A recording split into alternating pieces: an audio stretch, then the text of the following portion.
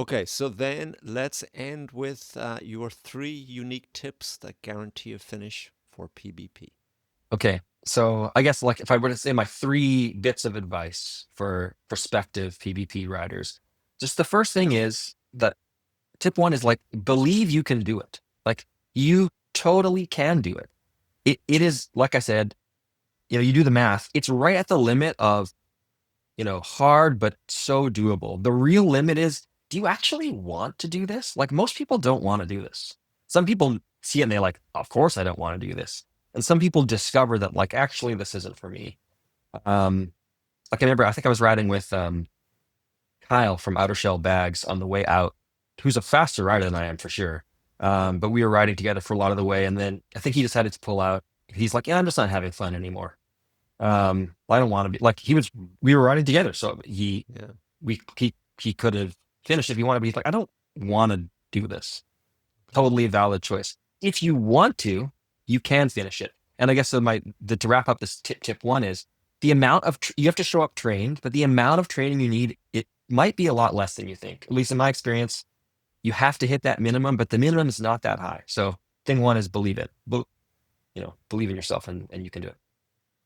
Cool. Okay, thing two is I would say to enjoy the lead up and to learn as you go as much as possible. Some people like discover randonneuring and it happens to be like the year of PvP. So they're like, yeah, just let's do it. And that's cool for those who are in that route. If you know about it well in advance, like it can be a big dream that slowly simmers for a long time, which it was for me and which actually I relished. Slowly bit by bit, working my way up, learning things, doing new distances, building a different bike, changing my like eating or nutrition or I guess that's the same thing, eating or clothing, like looking all those things, that there's a real joy in that in like cultivating your readiness. So I would say like, enjoy the lead up and learn as you go. Nice. Cultivate your readiness. I like that. That's a good point. Yeah. Okay. Yeah. And then third, and I'm gonna borrow the Charlie Parker quote, maybe apocryphal, but the famous jazz saxophonist, and he would say to musicians like, you have to learn your instrument, you have to learn the music, master those things, practice, practice, practice, and then once you fully internalize it, just forget all that shit and just play. And I think that's what it comes down to. Like, you need to get fit, learn your bike, know how to fix your bike, know what to eat, make a plan, be aware of the plan. But then once you're out there, like, you know, Yeah. got to play jazz. Um, so I think I spoke to this, but just to give the most you can to preparation, and be content with what you can give. So like finding a good acceptance of what you can give to the prep. You can do it. And then I think tip two would be to enter the PvP year with the bike and the gear completely dialed in. So like everything as much as possible. If there's anything mechanical or otherwise fit wise, really the year prior in the qualifying year, like Yep. really, really trying to, or even earlier, even really kind of having the experience of qualification and the PvP year itself, where you're like, Yeah. you're really not dealing with major stuff with Makes dialing in sense. the bike. Yeah. And then, I think just per RV's, like we really bonded around the sort of jazz metaphor. I think just cribbing from him, just the balance between planning and anticipating and reacting to the inevitable changes to the plan. And I think that was really important for me, and not being too attached to Yeah. an outcome, but just to ride my ride. Cool. Yeah. Mark, it's been an absolute pleasure. Okay. Okay. The first one I would say is start the ride rested. That's easy to do for 84 hours because you can get up early in the morning and you can go. But 90 hours, it's not obvious how to do that. Both of my PVPs, I tried to get kind of stay on the clock for the US, try to stay up late and get up late. And both PVPs, I stayed in bed till like 3 in the afternoon. And I've seen people get up that morning and they go have a good old time in Rambouillet all afternoon, and then they fall asleep the first night. So figure out how to stay rested. I got food poisoning the night before in 2023, and that actually helped me because I was up till 4 a.m. with food poisoning, and that helped me sleep until the afternoon. That really worked out well. Yeah. Silver lining to that one. I would say training.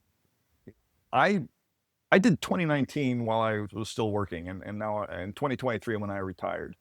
My training miles the year before PBP went from 5,000 for the year to 8,000 for the year. And whereas in 2019, I didn't feel like I was really prepared. I had heard that it's up and down, up and down. You're either going up or down the whole time. And I felt it. And I was getting passed by hundreds of riders every time I was going uphill. That I didn't even feel the hills in 2023. And I was hanging with the riders going uphill all the time. And why is that? It's because I think I just had more training miles in. The other thing is I try to do a biggish ride a couple weeks before PBP. The one I did in 2019 was a very flat course, and the one I did in 2023 was a very hilly course. So training miles. I think like Eddie Merckx, ride lots, and I think that made the difference. Cool. And then the other thing is, I as we said earlier, I'm kind of a reliability geek. I try to eliminate things that would cause me to not finish the ride. My bike, I've got bar end shifters because they are very simple. They don't break. If you break a cable, it's very easy to replace. I've got 36 spoke wheels because if you break a spoke, you can probably just keep on going. I've seen it happen. People just keep rolling. Try to figure out what could take you down and have the fix for it on board. I've got duct tape and I've used it in the past. Of course, the flat, stuff to handle flats. I've got quick links for chains, and I have used them in the past. I have broken chains on rides to get them unkinked and then put them back together again. So I ride SPD shoes, cleats, and there's only 2 screws that hold it on. And I've been on rides where one of the screws has disappeared, and so now the cleat is just held on with 1 screw. So when you try to get out of the pedal, the shoe rotates, but the cleat stays in the pedal. So I got a spare screw from that experience. So think about how old are your wheels? I put a new tire on a new wheel on my bike before 2023 because it's been a few years and I just want it to be reliable. Cool. And try to check out your equipment. When's the last time you used your mini pump? Does it still move air? So I've had one fail and it didn't move air when I wanted it to. Not on PBP. Or here's a story. The low point on my 2023 PBP didn't happen during the ride. It happened after the ride when it came time to change the tire on that new rim that I used for PBP. I could not get the tire off. I needed vice grip pliers to unhook that tire. And I learned quickly that, this is a tubeless ready rim and these tires are not really compatible with it. And oh my God, what if this had happened out there in Brittany? I without a set of vice grips, I could not get that tire off the rim. Wow. So I probably should have practiced. Hey, can I get this? Can I change a flat on this brand new tire on this brand new wheel? So just try to identify what can go wrong, and get some confidence that if it does happen, I can handle it. So I guess that's my third tip. Jack, 3 excellent points. It was a pleasure to meet you, and I look forward to seeing you in 2027. Okay. I will be there, Peter. Thank you very much. Nice to meet you. Talk soon. Cool, George. I'm going to ask you then your 3 unique tips for someone who hopes to finish PBP. Okay? I would say tip number 1 would be to bring a spare tire. Okay.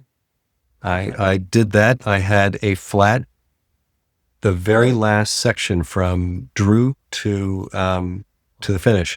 I was absolutely riding a high. The rain had stopped. I was 30 miles from the finish. I knew this was just going to be, it was attainable. And the energy, the enthusiasm was just palpable. And I left the control with good fueling and a group of a dozen or so people. And we're crossing this field and I hear this sound. Poof, and I was like, oh, that poor sucker. And I realized that poor sucker was me, and so I had to change a tire at that point. I changed a tube at that point, and my hands weren't working. I could barely remember how to change a flat. And the fact that I had brought a spare tire meant that I could just take that old one off. I didn't need to look for things. I could just put that in my bag, put the brand new fresh tire on. So I will always bring a fresh tire on a 1200K. So that would be one piece of advice. I think the other thing I would say would be to really understand that PBP is not just a long ride. It's not just another 1200K. Some people ride it to see how fast they can do it. Some people ride it. There are all kinds of reasons why people ride it, but I would suggest really that people lean into the culture and the history and the really unique things that make PBP what it is. You hear people talk about, being a full value rider, the people that take the full amount of time rather than trying to take the least amount of time. This is the kind of ride I think you should really take the full amount of time. Every minute you're doing that, if you're not suffering, you're really experiencing something unique. So I think that would be another piece of advice. And then the third thing is something I mentioned before, which is never quit. Never make a decision about quitting before you've had a good night's sleep or even a bad night's sleep. Okay, that's cool. Well, George, it's been an absolute pleasure. Oh, thank You've you. had quite a journey, and I will see you in 2027.